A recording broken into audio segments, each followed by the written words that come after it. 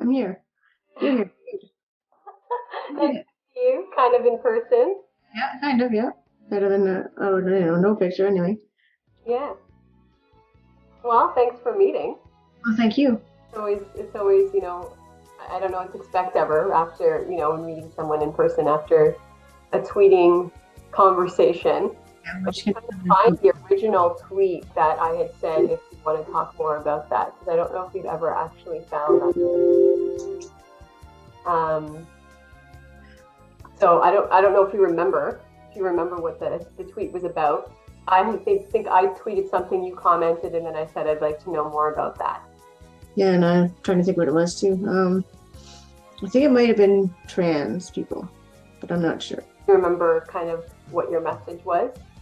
I think let's see if I can find it on my email here, my phone. That would be helpful. Okay.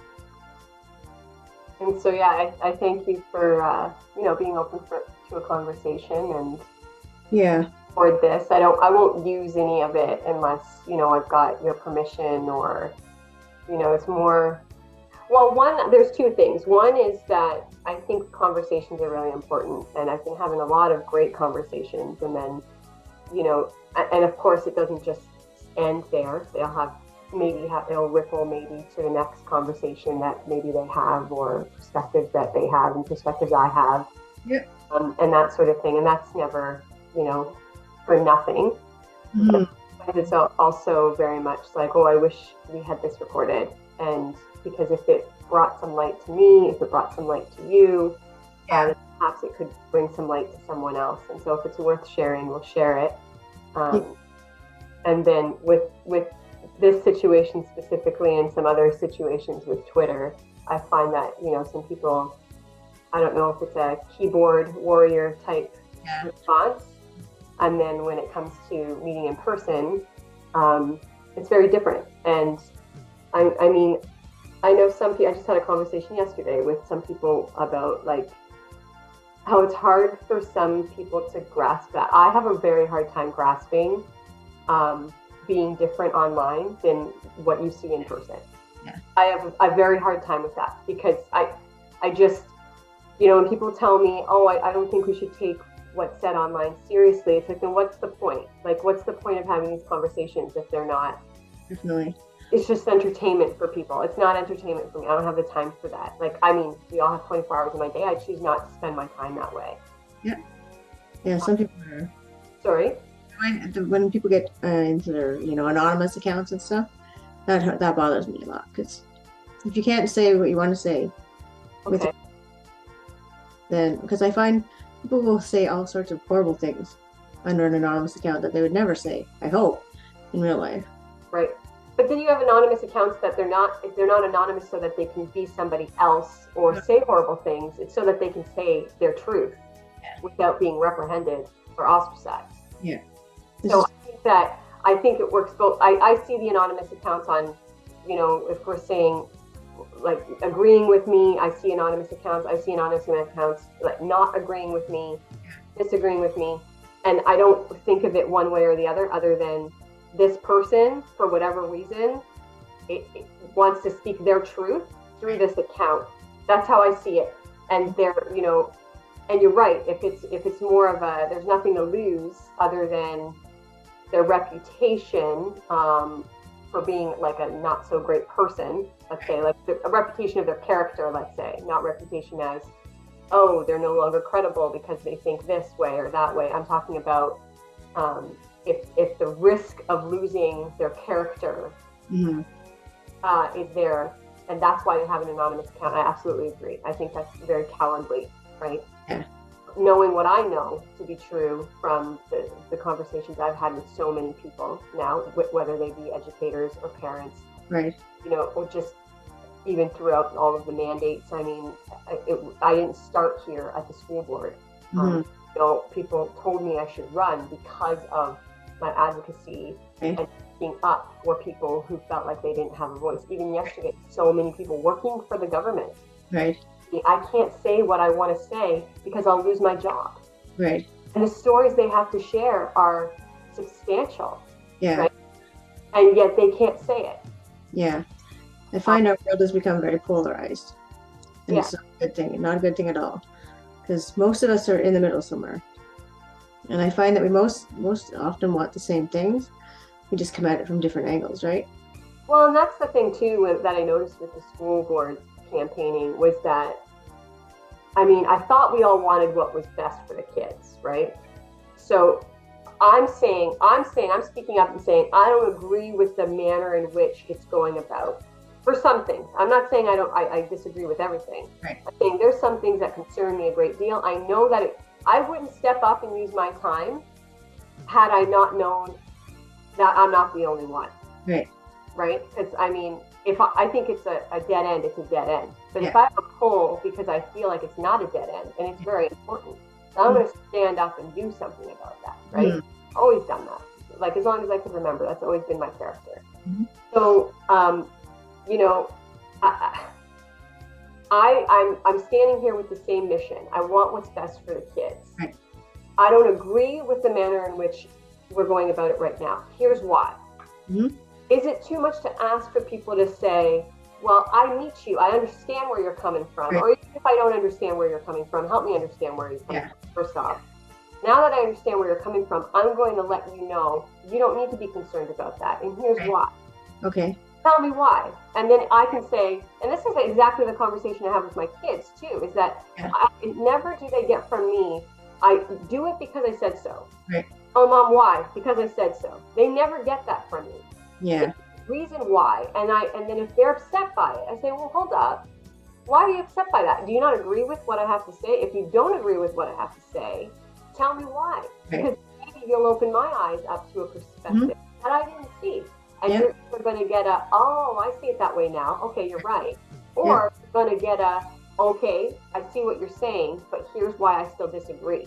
I just lost your air, your sound. Oh, can you hear me now? What happened? Can you when in doubt? My husband's a computer engineer, so. Oh, good. That's helpful. Yeah. So yeah, it's hard because when it stops there, when it stops at, you know, I have concerns about this. Right. Then the other side is like, well, those shouldn't be concerns. Yeah. So we're not even going to talk about it.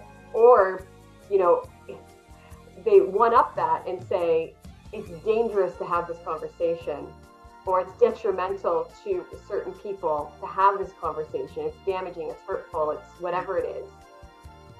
That is a huge alarm to me.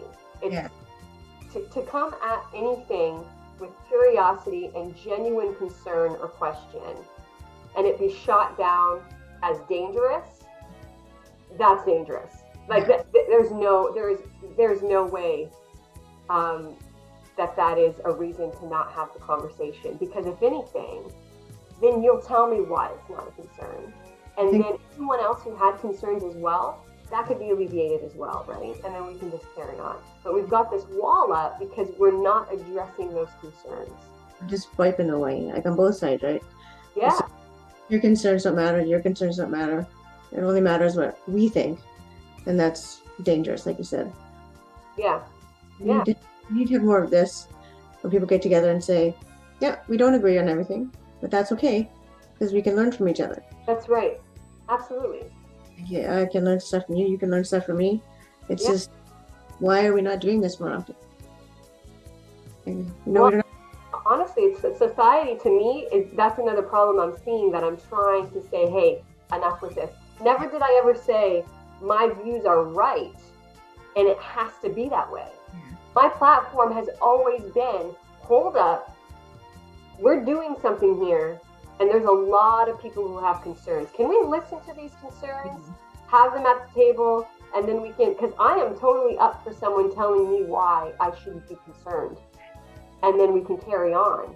And then you've got a force, a greater force, to continue the mission together of doing better for our kids, right?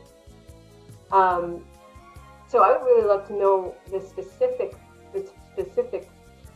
comment or thing that brought us together.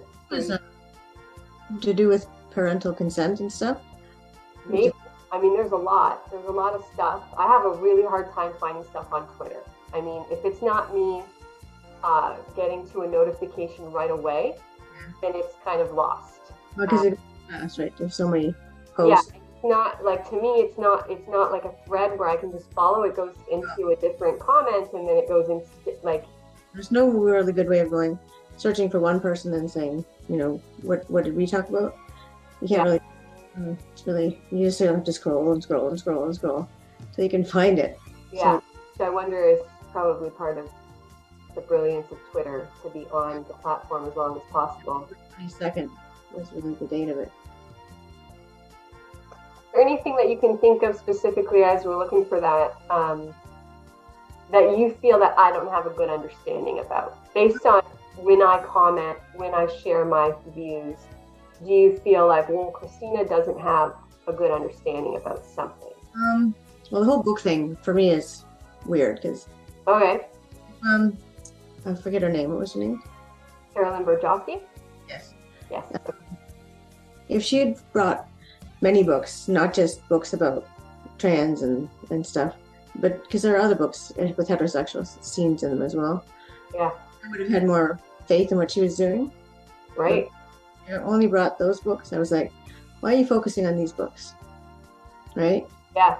And you know what? You're the first who, and I think you did mention something recently that I was like, oh, that's a new perspective. No one's mentioned the fact that, well, is it sexuality, or is it sexuality specifically for certain ways of, expressing sexuality?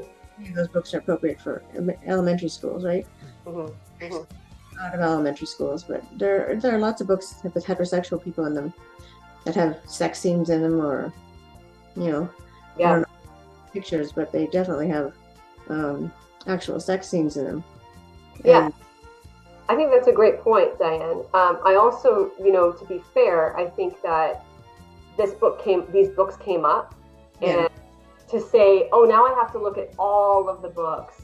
Yeah. But I think that it would have been great for her to be able to do her presentation, because there was a few points in there that had nothing to do with trans or homosexuality or anything. Her concerns were just basic sexual exploitation of females, because one of her concerns that she was going to get into was, I'm concerned that we're teaching our kids at school about thinking of girls as sexual objects. Yeah. So the book she brought up, she said, I think it was Rick, thinking of naked girls all the time. Okay. Where he's pretty young. The other kid wasn't thinking about naked girls all the time. And then all of a sudden they think, well, maybe there's something wrong with you if you're not thinking of naked girls all the time. Her point was, maybe he wasn't thinking of naked girls because of his age, and he wasn't thinking about naked girls at all at this time because he wasn't thinking about it one way or the other, whether it be any gender or sex, right? Yeah. And so that was her concern, but she also wanted to mention, which I know because she's completed her conversation. Okay. Wanted to listen to it. Mm-hmm. For how long have we taught our kids to respect one another, and that girls specifically, because this is always, has been an issue in the past, of being looked at as sexual objects. Yeah. And to be looked at as someone you can just look and imagine and think of as you please. Yeah. And she was very concerned that, why are we talking about this at this age group? Right. Like, why do we make it seem like it's okay to even have that as your thoughts? And normalize it, I guess. Yeah. Yeah, it's been normalized for so long. It's just like girls are always thought of, even now, I find that girls are still thought of as sexual objects. You look at Halloween costumes, like all the women's costumes are sexy. You don't really see any non-sexy costumes, or they're like nuns or things like that if they're not sexy, right? Media is still portraying women as, models as thin and tall and, makeup all over the place. And so. Well, you bring an interesting point up, because I think we've moved away from that quite a bit, especially over the last few years. I've noticed that being a very big shift, as everything can be beautiful, and it's all in the eye of the beholder, and everyone has their own likes and dislikes when it comes to attraction. And we've moved so far from that. I remember when I was growing up, if you didn't have big breasts, then I mean, and maybe it was maybe I was one of the many, and there were many other people who were like, no, actually, I think smaller chests are more attractive, and Yeah. I felt less of a woman not having the chest that a lot of people had, I right? don't think so. And so, I mean, I grew up that way, thinking like I need to have larger breasts in order to feel more like a woman. And then we see this society shift of no, actually, that you're beautiful and whole woman as you are, Yeah. just as you are, and just as you appear. And then so I'm thinking we're moving away from that to now in the classrooms. Even it's more now we're bringing those sexual stereotypes, those gender stereotypes back, so much so that if you fit these stereotypes, maybe indeed you're not a girl, maybe indeed you're a boy. It's like, I thought we said it's okay for girls to play with trucks. I thought we were saying that there's no boy color, no girl color. Well, I think that's still true. I think it's still true, but I don't see the push that you're seeing. So, but maybe it's because my kids are older. They're 21 and 18. So I'm not in the classroom anymore, right? So I don't. What we're saying is that even with this, like the book that Carolyn brought up, Yeah. that's where she's talking about, I think this is misleading, because just because someone, let's say there's a little girl and she's like, I don't really like playing with dolls. I don't like dresses. I want short.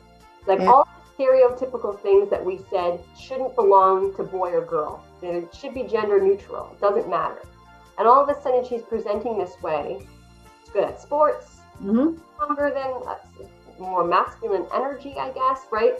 And then all of a sudden we're saying, what do you want to be known as? Do you want to be known as a her or a he? Yeah. Why? Why can't she just be who she is? Instead of labeling, oh, you know what? Maybe I'm not a girl then. If I don't play with the dolls the way all these other girls like to play with the dolls, I'm one of the few that like to go play soccer with the boys while the girls like to play tag over here. Maybe I'm not a girl. Maybe I'm a boy. And then all of a sudden they see counseling, because this is what happens, Diane, is that they get to see counseling, and this is where, the whole far right conspiracy theory might come in. I'm just being honest. I know a lot about pharmaceutical companies, and I know a lot about business. And I know that, like, as soon as, and I don't, the thing is that all of us, all of the people, even the people on the board that we say have some responsibility to allow this stuff to trickle into our school boards, and not once do I say, you're evil, you are plotting, you are in this conspiracy, like, of overtaking our schools and making us all transhuman. Like, I don't say that. I don't believe that to be true. I think that the people at this level are meaning to do very good things. Yeah. They're told that what we need for our kids, for everyone to feel comfortable and everyone to feel like they belong and everyone to feel so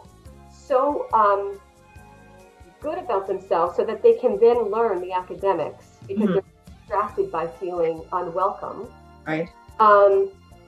When they believe that to be true, then of course they're going to keep fighting for what they think is right for the kids, because they think that it's virtuous. It's something that's helping us, and it's helping society, and it's helping our children. And I see that, and I don't put any fault on someone who wants to do good. Yeah. The problem is when we have these concerns and we just block them out as if they're irrelevant, or imaginary, or far right. Right. Then we get lost in where did these agenda items come from? Where did they even come from? Yeah, I don't know. I can sort of speak to the transgender thing, because my second is transgender.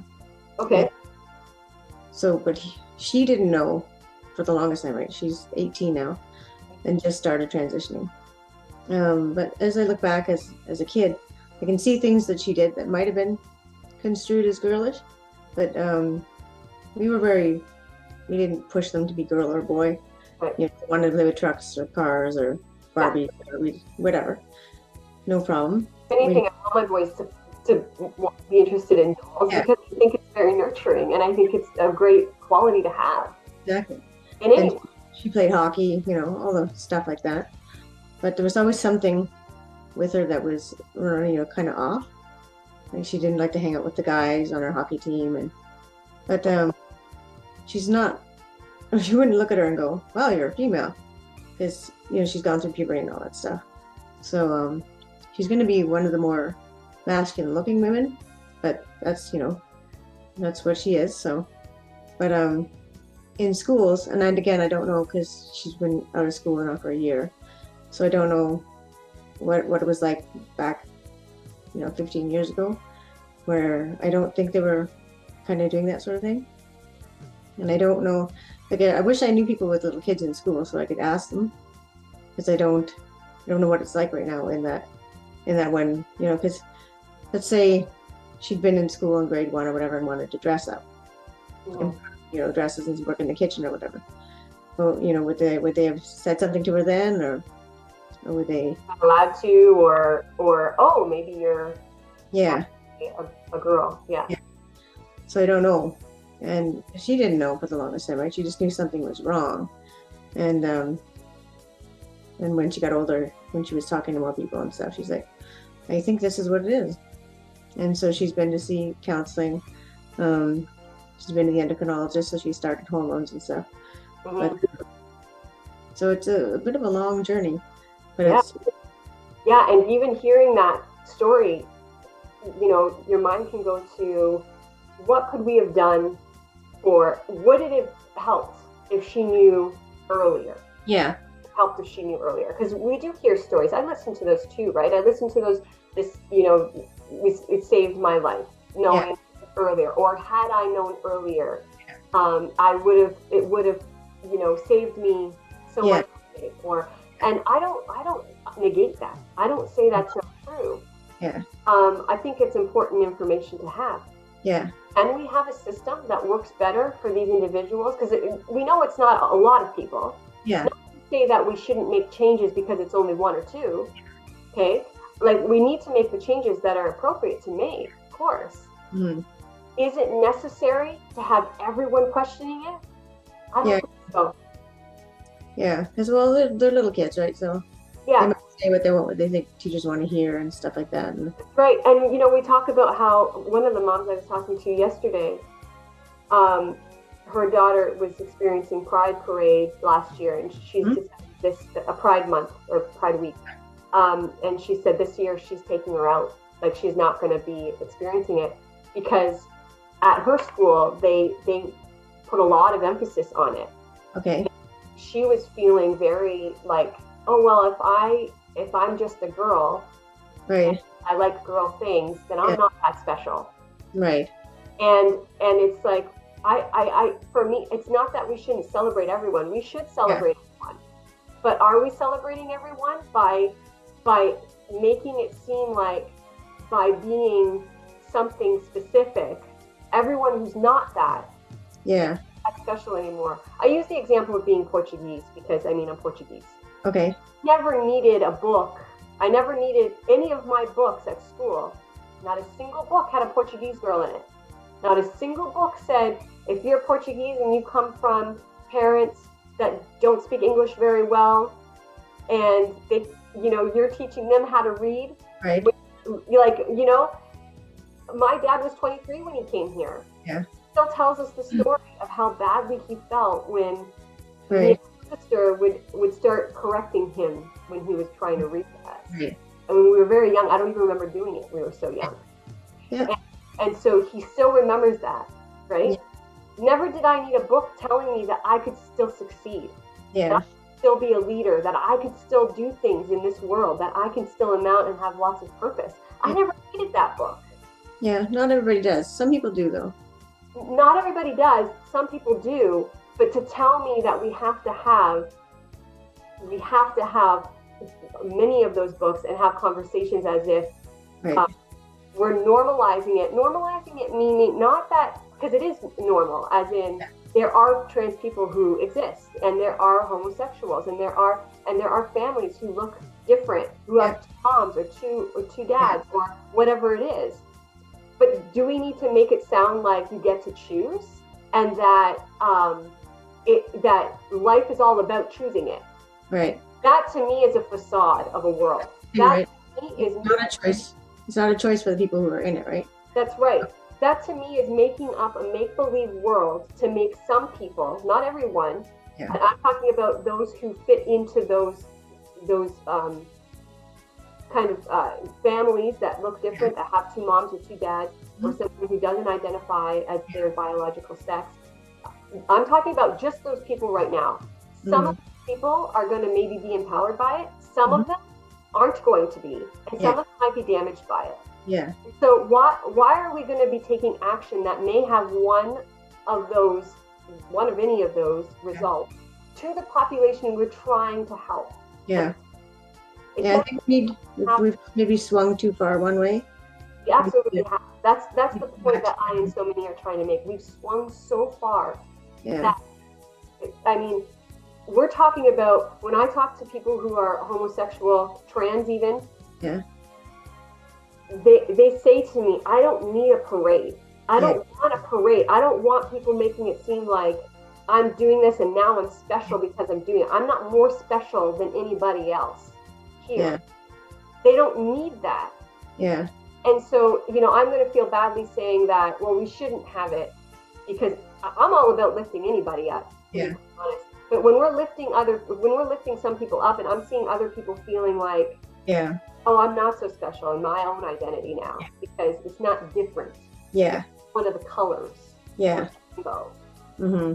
How special am I now? Yeah. And now we have the stats on that. We've got this almost, is it a social contagion? We don't know. We don't know how many kids, for Bill 1235, I don't know if you're familiar with that. That's the one that says that teachers aren't able to say to parents if a student identifies as something else or wants it. Okay. That's one that as a nurse, I have trouble with, because I know lots of parents who would not be happy if their kids were trans, right? Well, not lots of parents, but some. There's families that it's not safe for people to come outside. Right. I don't know how. If you could maybe figure that out first before. And it even says, one of the teachers in Ottawa had gone through how she kind of executes this in class. And she states, and it's just for educators, so she's empowering educators and influencing educators.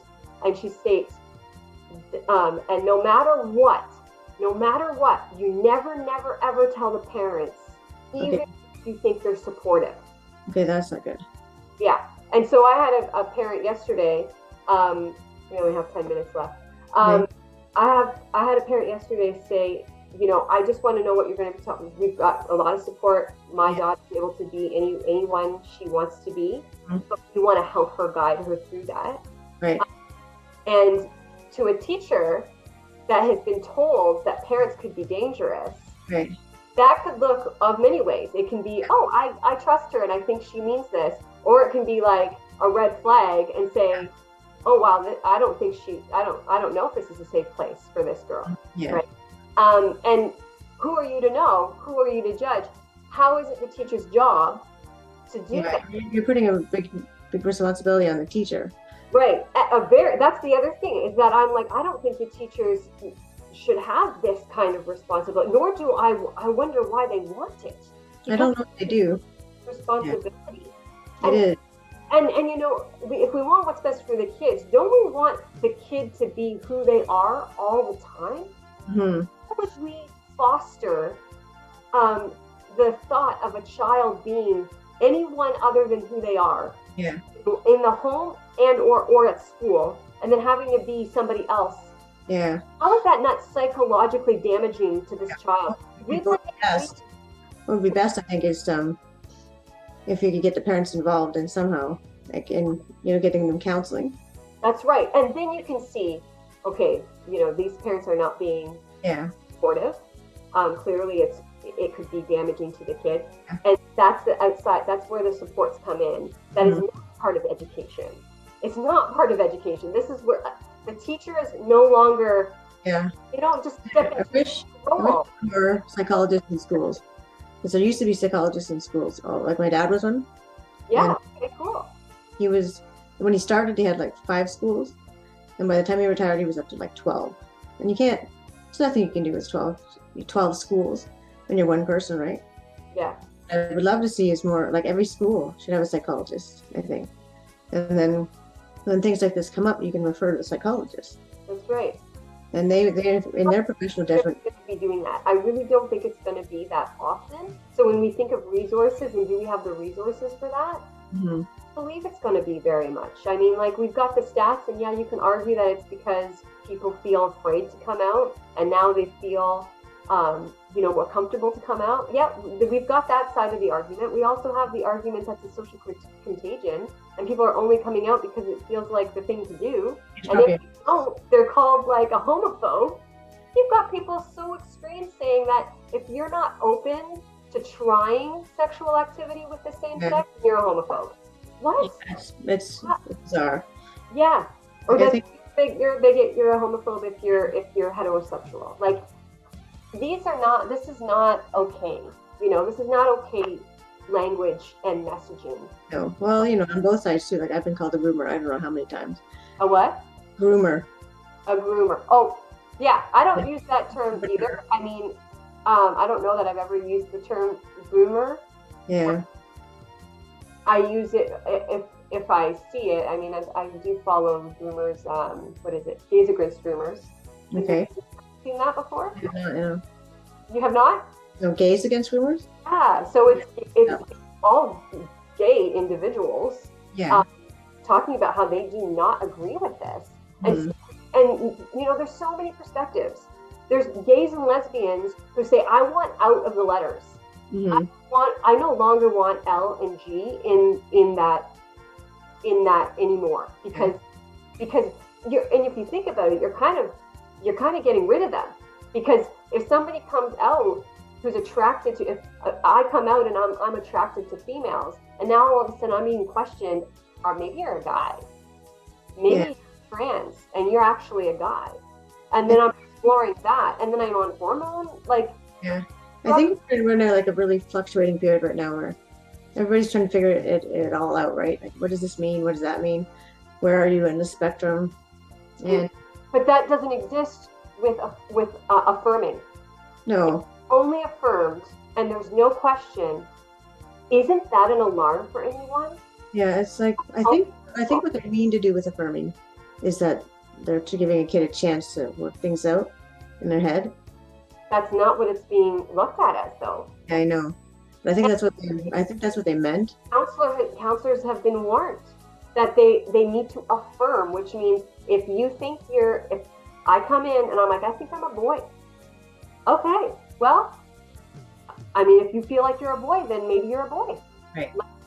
Let's go on. Like, instead of, or even a kid that says, I'm a boy. Like, well, I think that's where, Walsh comes out with the walrus, is that, well, if a kid comes out and says they're a walrus or a pirate, are we going to poke their eye out? Like, are we going to chop off their leg and gouge their eyeball out because they said, no, I'm a pirate today? Mm-hmm. No, like, kids make believe things all the time. It's not to say that there are going to be a few times where, no, this is like innate. Like, I feel it. It's in me. And just like phantom limb exists, we know about that. It's hard to wrap our head around it, but it exists. Yeah. So say that sometimes it won't, but how much damage are we doing in the process by affirming every single time? There needs to be a better process, right? Yeah, well, this is what, these are the growing pains. And unfortunately, people get caught up in growing pains. And I don't know if there's a perfect model, but I think, like, this sort of thing is good.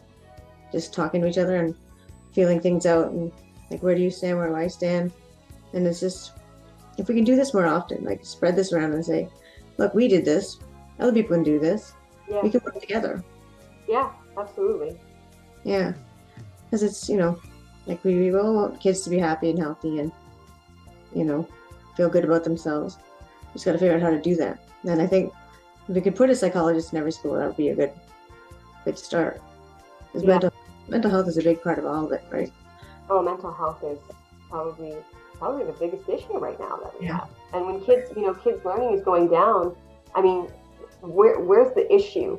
If we fix mental health, how much of all the academic issues are going to be helped, right? Yeah.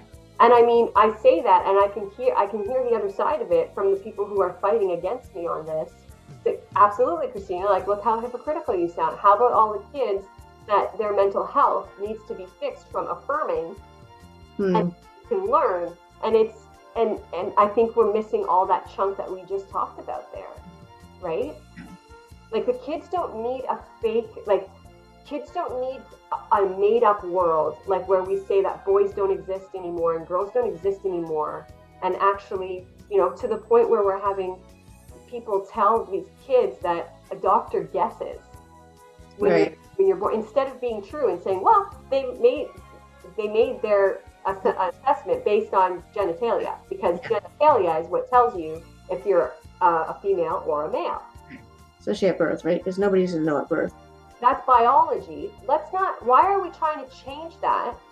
And then just so people can feel a little bit more comfortable. We need people to feel comfortable in the real world. We don't need to make up a new facade or new world for everyone to feel comfortable. Yeah. You know what I mean? Mm-hmm. Yeah, it's interesting. It's going to be, I think, a good 20, 30 years before we kind of really work this out. But this is a good start, this sort of thing. Yeah. Well, I appreciate you having a conversation. Well, it has to get done, right? We have to, somebody has to start it, right? Say. I mean, you have a lot to share, especially, you know, your experience with your own kid. Yeah. Yeah, it's been quite a journey for her. But she's feeling much better about herself now, so that's good. It was recent transition. Yeah, she came out to us a year ago. Just started hormones in March, so she has to be on the hormones for a year, and then you can move on from there if you want to do more stuff. Right. But yeah. I get cut off any second now, just so you know. Okay. It was really good talking to you. Dude, thank you for this time. Maybe we can connect again. And if you find out exactly what that message was and you want to chat about that, let me know, and I'll do the same. Okay, great. Thanks, Diane. Enjoy your day. You too. Bye. Bye.